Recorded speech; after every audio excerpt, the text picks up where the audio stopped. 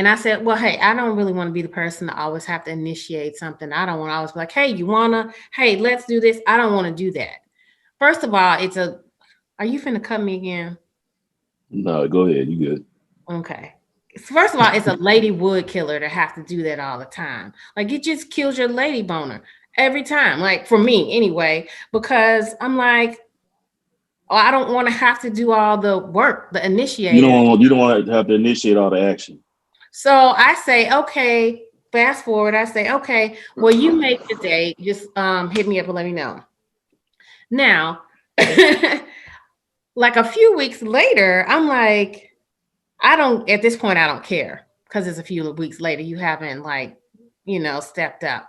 So we also do some work. I hired him some time to do some work and stuff. Hold on, you mean like work or work? That's another topic. No, most women don't have to pay for work. Oh, right. Okay, sorry. Go ahead. Yeah, we don't have to pay for work. So I say, hey, you want to I said, hey, I guess I'm glad I'm not holding my breath for you to set up a date. He's like, oh yeah. Remind me, stop. Don't remind you, bruh. I'm not gonna remind you of shit. Like I was like, I was like, no, absolutely not. I'm not gonna remind you of shit. I said, if you're interested enough, you will make a day. You'll call me. And if I'm These interested facts. enough at the same time, then we'll go out. But How otherwise, old are these and now I'm dudes? not interested at all. How old are these dudes? This guy was in his 40s. He's what, 43 maybe? No, it's kind of crazy because I'm divorced, but I am in a relationship. But when I first got divorced, it was like, one, I didn't want to get a divorce, but then when it happened, and then I was like, oh, I got to get back out in this field, and it was like, when I moved out, it was like back being 18 again, because I had to start and build everything. Like I moved into an apartment, and when I first moved into the apartment, all I had was my bed. So I had to go, and get all this furniture and all this stuff and get my girls straight. So it was like that first year of dating was like rough. And it was like, because in my 40s, trying to date a woman that was in the same age as me was hard, because they basically, like you said, you want them to be a little bit more established. I got two little girls, and one It's is not established. It's taking initiative. well, And it was, we understand schedules. Like I have a kid, if but somebody it's else new. You got to understand. say it's new, and you got that old saying, women are like always a step ahead of us, and we kind of fall back. So it's kind of like when you coming out of a marriage, you gotta like it's not being 47 single. I mean 42 single and 22 single is two different stages of your Yeah, life. sure. I And couldn't even so imagine. God then damn. you're a father and you're trying to get your routine. You're trying to get that stability, the Yeah. foundation. And and then on top of that, trying to date, it's like it doesn't, it just was bad news for me. Now, if I didn't have my daughters involved, probably I could have been a bit more professional and put a little bit more on point. But it was just difficult because I'm focused on my daughters, and then you have to give this other woman attention. Yeah. And that's, so you got, some men can't handle it. Understand that. I understand that. I think because my daughter's very busy. My daughter has ballet 5 days a week. Damn. Her dad lives in Brooklyn. I am Uber. You know what I mean? Mhm. My mom obviously is here, but my Oh yeah, mom, he's a Morehouse dude too. yes, he is.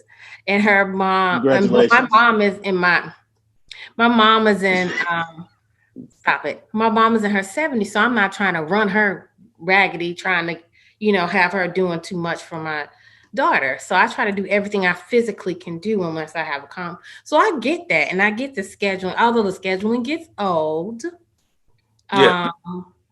it does get old, but it also you have to make. I still feel like you have to make an effort, though. I get the scheduling because but you got to take into account my schedule too, right? Because it can't. I feel like a lot of times, it can't be just my shit, my shit, my shit, my shit, my shit. Mm-hmm. You know, they have to think about the other person's shit too.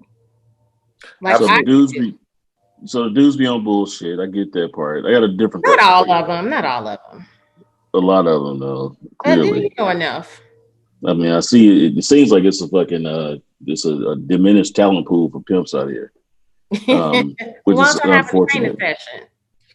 You know what? We should probably start doing that. I thought about having a self-help book. You know, like those who can do, those who can't teach. Teach these motherfuckers how to get it in. But anyway, so we had this question came up earlier, and this is actually what we were thinking about. We need to have a lady come on for their perspective tonight. What do you think about a dude that's like our age, never been married, and never had any kids out here? What do you think about a dude like that? You think there's something wrong with him, or you just you know what? No, I don't think anything's wrong with it. I mean, it happens. It doesn't happen a lot, especially in the South. For a dude, though, I can see a woman that never been married, never had any kids at our age. You know what I'm saying? But for a dude, I don't think it's anything necessarily wrong with him. I mean, I don't necessarily. If you mean, do I think he's gay? Not really. No, I wasn't putting that. I'm just saying, you think anything is wrong? You know what I'm saying? I mean, I think. I mean, in the sense that I think he just has some commitment issues, most likely. I mean, if he's never, not even married, but if he's never really been in a committed relationship, I'm pretty sure there's some commitment issues there. But that's not necessarily a red flag for you.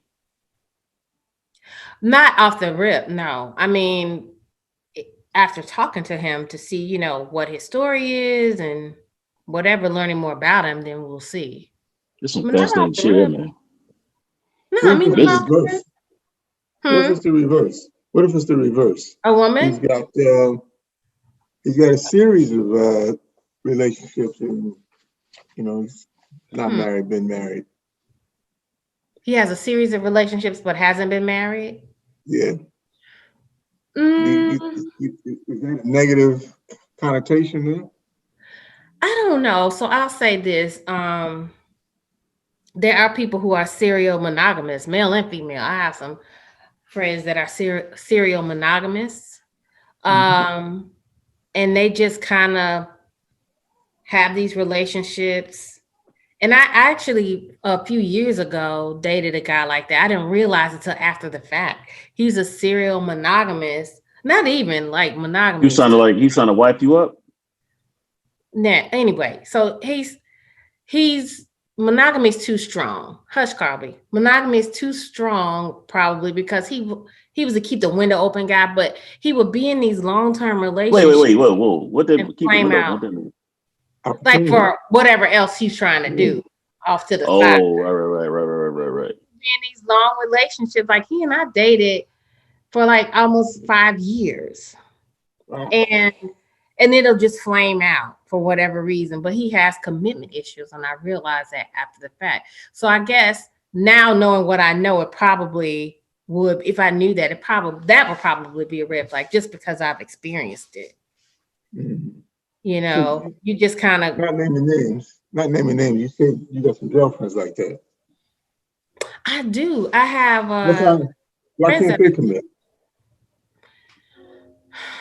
I guess, and they have their own version of commitment issues too, trust issues or whatever, or I guess for a man or a woman, you know, they just kind of go separate ways. You just decide, hey, you know, this is kind of not working. You kind of going along to get along at some point, and then they just part ways. Hey, Joy, let me ask you a question. If you were to encounter a guy you felt connected to, had good chemistry, and as you all were cultivating your relationship, he said, hey, look, you know what? I like you. I want to be with you, but I don't ever plan to get married again. but we can be life partners throughout the rest of our lives. Would that be something you would be okay with as a woman, or would you be like, I want to be married again? And by the way, let me add to that. He's willing to give you everything that the married woman would have. So if you were like, I want to be on life insurance, I want to put you on the deed of my house, like he's still taking care of you. He just don't want to be married. We're Would that doing be a okay lecture. or We're not not? getting married to her, but go ahead. Well, I mean, I don't know that I have an issue with that at this stage in the game. You know what I mean? Like, what does it matter? I like the idea of life partnership in general. And at this point, you know, your shit is your shit, my shit's my shit, our shit's our shit. And, you know, most likely we both have kids, so everybody's shit needs to be protected, you know, for particularly if you have a kid, you know, because Yeah. if it just so happens to go left,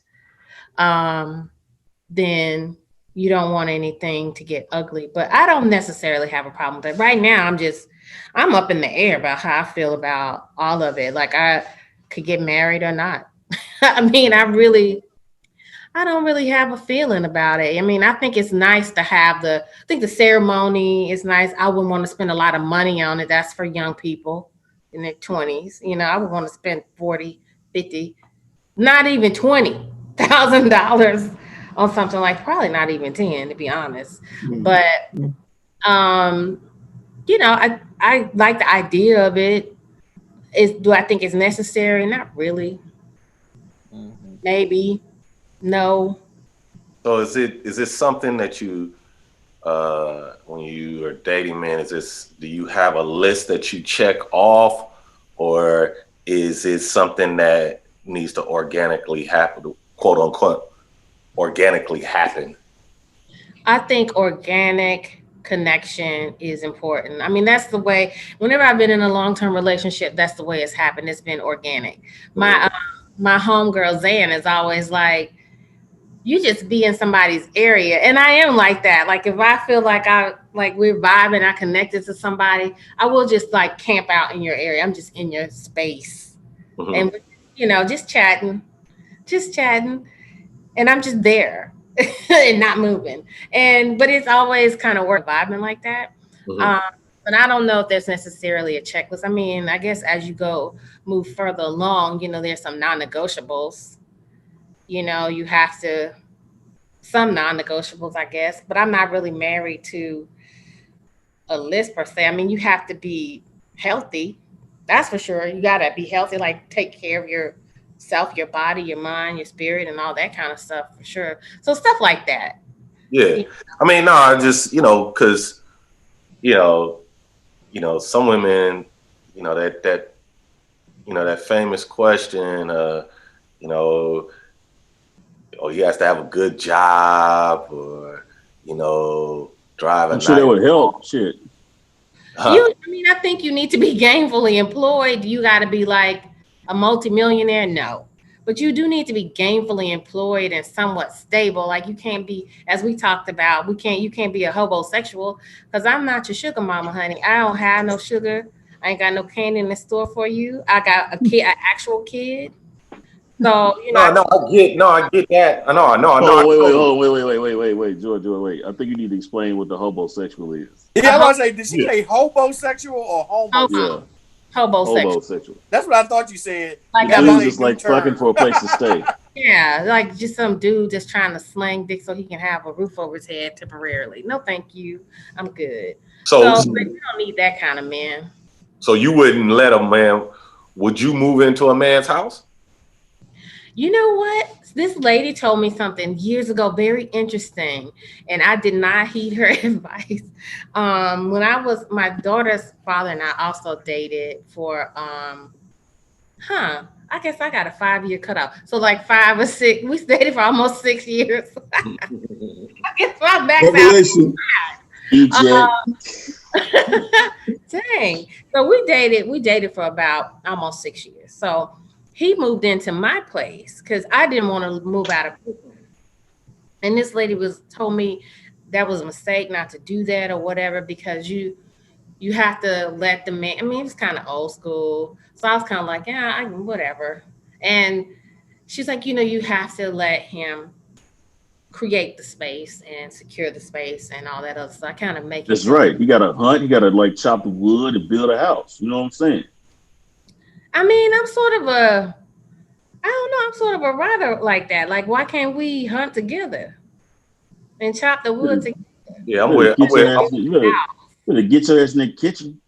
I mean, but you can have, certain situations like, okay, so you just said you have a 5-year cutoff, and what are those? And it's not it's not even intentional. She just realized it right here. It's not intentional at all. Yeah, we had yeah, that was a revelation. I got a question. Are you a strong feminist? Would you consider yourself a feminist? Strong feminist? Feminism is for white women. I am. Oh, interesting. Why'd you say that? I've heard plenty of black women say that. Elaborate on that. Yeah. Because it is. I mean, it's a white woman's movement. It was created by white women. It was for white women. It addressed white women's needs. It really addressed while they were at the time, the initial feminist movement, while at the time they're looking for, equality, equal pay. We're looking for the access. We didn't even have the access. We got a common struggle together.